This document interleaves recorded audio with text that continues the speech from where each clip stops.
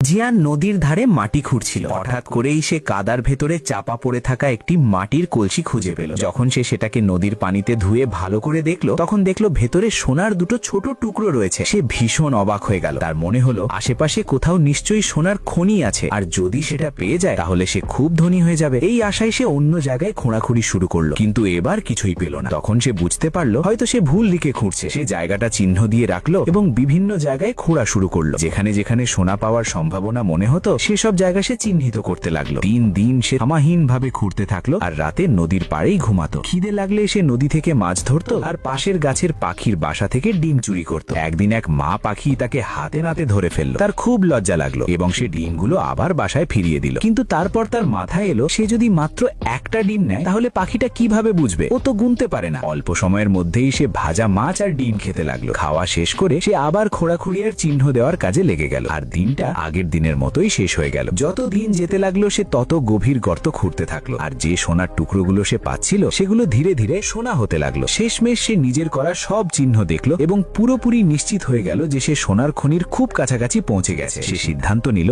যে জায়গাটার উপর তার সবচেয়ে বেশি ভরসা সেখানেই সোজা নিচের দিকে খুঁড়বে। গর্তটা অল্প সময়ের মধ্যেই তার নিজের উচ্চতার থেকেও গভীর হয়ে গেল। তখনই সে সোনার একটি বড় টুকরো পেল, যেটা সে দ্রুত নিজের কাপড়ের থলেতে ভরে নিল। কিছুক্ষণ পরেই তার কোদাল একটি বড় পাথরে আঘাত করলো। যখন সে সেটাকে ভেঙে দেখলো ভেতরটা পুরোপুরি সোনায় ভরা ছিল। আনন্দে ভরে গিয়ে সে সেদিকেই আরো জোরে খোঁড়া শুরু করলো। হঠাৎ